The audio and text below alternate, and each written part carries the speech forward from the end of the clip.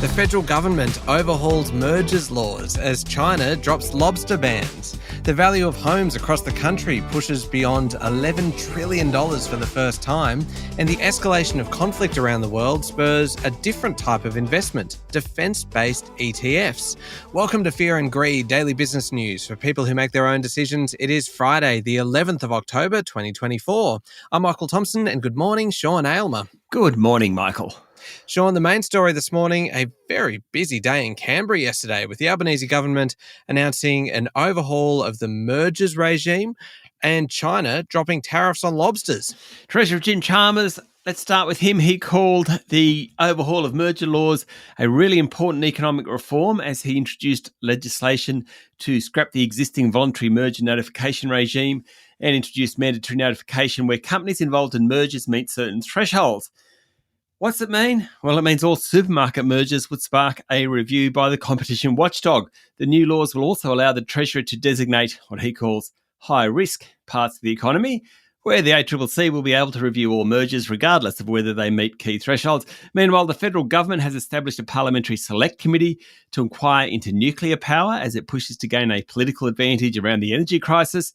Opposition leader Peter Dutton is refusing to reveal details and costings for his plans to build 7 nuclear power plants, saying that it would be done in due course. Now, the committee, which will report by April 30 next year, is considered a ploy to expose the unviability of nuclear power. Also, Deputy Prime Minister Richard Marles' Chief of Staff, Jo Tarnowski, claims she was bullied out of her job and barred from her office after complaining about colleagues' undermining behaviour.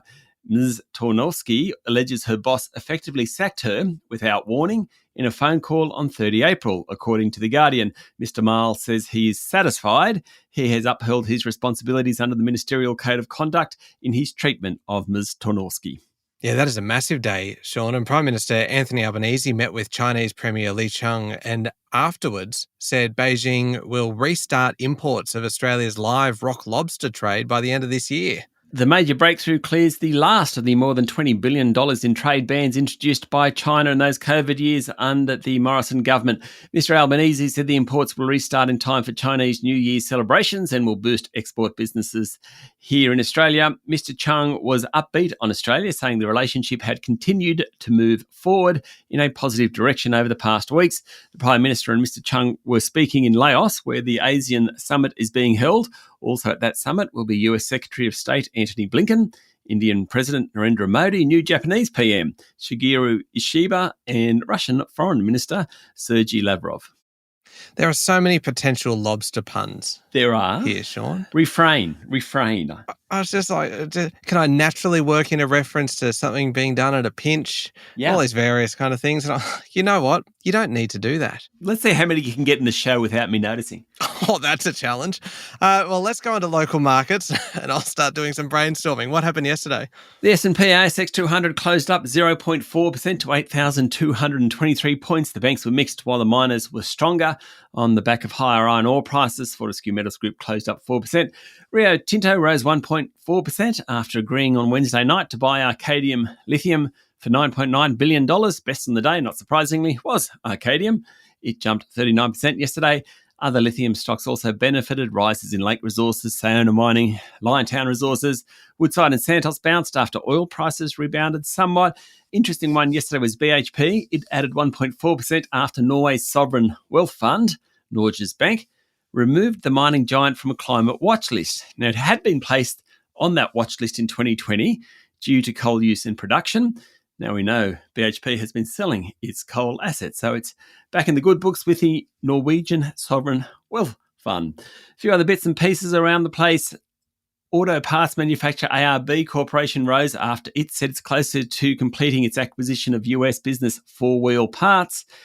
Netwealth, it jumped after posting a record increase in funds under administration, and mining services group Perenti rose more than 2% after signing a 2-year extension with lithium company IGO to mine at the Nova Nickel mine in Western Australia.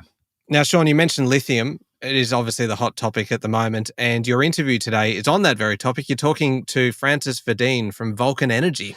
Yes, so Francis is the CEO of Vulcan, a really interesting company. It's one of the few lithium producers in Europe. listed here and in Germany. We talked about the company itself, but also the market and what's going on with the Rio deal, what's going on with lithium prices. It's a fantastic look, not just into a specific company, but very broadly into the lithium sector itself. Yeah, it is coming up after the show, so stick around for that one. Now, Sean, checking international markets thanks to Blue Chip Communication, the experts helping financial services companies market, communicate and grow. Visit bluechipcommunication.com.au. All happening on Wall Street, Sean. Yeah, so Wall Street jumped yesterday after minutes from the Federal Reserve meeting suggested more rate cuts are coming. The broad-based S&P 500 hit an all-time record following the release, meaning it has hit a new high 44 times this year. Pretty incredible. The Fed minutes from its September policy meeting, when it reduced rates by half a percentage point, revealed that while a substantial majority of participants voted for the outsized move, some had argued that a quarter of a percentage point cut would have been enough. All officials agreed it was appropriate to reduce borrowing costs. So the take from that, rates will continue falling in the US. The timing is what it's all about, and maybe it'll be sooner than people expected. Yeah, you wouldn't want to be selfish and kind of hold out. That's very good. That is very good. I actually loathe myself right now. Anyway, we'll be back in a moment with the rest of the day's business news.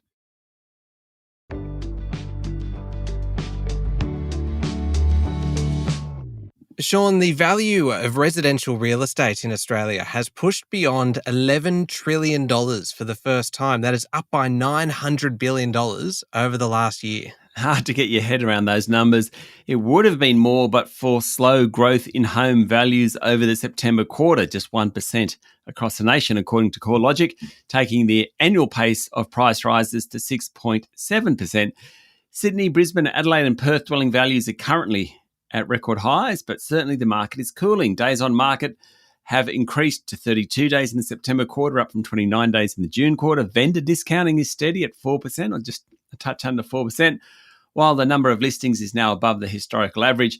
For the current week, one we're in, which ends on Saturday night, 2,621 homes are going to auction across the capital cities. It's the sixth busiest week of the year. We have seen very sort of soft auction clearance rates in the past couple of weeks. This is the big test this weekend. Yeah, it certainly is. Now, you mentioned this one at the top of the show, Sean. Some of the world's biggest ETF providers have started offering defense ETFs on the ASX, capitalizing on heightened international tensions and booming military spending. Global IX and BetaShares this week launched defense ETFs, exchange-traded funds, and Van Eck listed its version last month. Global defence spending has climbed for 9 consecutive years, reaching a record $2.4 trillion last year, according to the Stockholm International Peace Research Institute. By 2030, the industry is expected to grow another 40% to $3.1 trillion. Hence, there's an investment opportunity, albeit one with some uncomfortable undertones for some people. Van Eck launched a global defence fund in Europe last year and has replicated it on the ASX. BetaShares ETF provides exposure to up to 60 companies, which drive at least half their revenues from the development and manufacture of military and defence equipment. So Lockheed Martin's one, BAE Systems, General Dynamics, Palantir Technologies. They're all companies involved in that area. You can now invest in war. Now, Sean, it looks like a May federal election is a pretty good bet after the government officially brought forward the 2025 budget. The release of the 2025 parliamentary schedule yesterday shows the budget, which is normally the first Tuesday in May, will be handed down on March 25. Now, there's a bit of a precedent for this. Both the 2019 and 2022 budgets were brought forward to allow a May election. In both cases, the election was announced after the budget. Once Parliament's dissolved, once an election is called, writs are issued for the election. There's a minimum of 33 days needed before the poll can actually take place. So if the timetable outlined yesterday is followed, and there's no indication it won't be followed, the earliest an election could be held post the budget is May 3. The latest is March 17. So May 3, May 10, May 17. And the big question really is whether the government can claw its way to victory. And that's my last one, Sean. What have I started? We will move on with some haste. ASX-listed wine producer Australian Vintage, the company behind the McGuigan and Tempest 2 labels, has rehired the chief executive it sacked for a lack of judgment less than 6 months ago. This is an interesting one. It is. So Craig Garvin, who left in May, has returned to the company under a new board and said he's not bitter about his past treatment, according to a report in the Fin Review. Australian Vintage never detailed why Mr. Garvin was removed, saying in a statement he displayed a lack of judgment inconsistent with the values of the company. Yesterday, Mr. Garvin said, and I quote, "The past is the past. It's upwards and onward." He's busting out more cliches than me. Yeah. He said he'd focus on rebuilding Australian Vintage's share price, which has fallen more than 60% in 6 months. That's kind of the time he hasn't been there. Anyway, they got him back. It's pretty tough business, the wine business. Treasury Wine Estates, Australian Vintage's larger rival, has put its Wolf Blass, Lindeman's, Yellow Glen and Blossom Hill brands on the market with expectations that they could sell for a total of $100 million. The Australian wine industry is now worth about $5 billion. 60% of production is exported. But, Michael, wine that costs under $10 is still the largest part of the domestic market. This next one is pretty incredible, Sean. Guzman y Gomez, one of the hottest stocks on the ASX in recent months, and we've talked about it a lot, said yesterday it is on track to meet already bullish growth projections and open more stores internationally. This growth is really quite something. I think the share price growth is quite something. It listed at $22. It's now worth almost $39. I think that is something. The actual quarterly sales update, it was the first one yesterday since its June listing, and it said it was on track to meet the prospectus forecast this financial year, including a target of 31 new restaurants in Australia. In the update, Guzman said sales growth was above expectations here in Singapore and in Japan, its core division, and it's being helped by a new advertising campaign and demand for cheaper items. And the cheaper item that they mentioned was the $12 chicken mini meal. I don't think I have been to a Guzman, but I don't know what the $12 chicken mini meal is like. Anyway, Guzman now has 226 stores around the world, up from 220 at the end of June. 199 of those are here in Australia. If you go and try one now as research, Sean, would that be a tax deduction? Yeah, I think so. Yeah. I think so. Or you could ask Adam Lang if you could actually get a refund, like some sort of expense. Claim it back against the business. Yeah, you and I doing it together. How's he going to argue that? Yeah, it's a work meeting at Guzman y Gomez. Yeah. Legislation upping the tax rate for earnings on superannuation balances above $3 million passed the lower house yesterday, and it'll go to the Senate with a fight expected from the Greens. Under the legislation, the tax rate on the earnings of superannuation balances exceeding $3 million will go from 15% to 30%. The government rejected a push by Teal Independents to have the $3 million cap indexed to avoid bracket creep, basically more Australians being subject to the tax over time. In the Senate, the government needs the support of the Greens and at least 3 crossbenchers to pass the legislation. The Greens have previously called for the threshold for the new tax to be lowered to $2 million. Be a bit of a battle there. There's also contention over the rules being applied to unrealised capital gains, which could force farmers and small business owners who have assets like farms or business premises in their SMSFs to sell these assets to meet the new tax obligations. Turning to international news now, Sean, and the story that everyone's been talking about, the pictures have been really quite terrifying. Hurricane Milton slammed into Florida yesterday, bringing life-threatening flooding and leaving millions without power. The cyclone made landfall near Siesta Key in Sarasota County as a Category 3 storm with winds of up to 180 kilometres an hour, according to the US National Hurricane Center.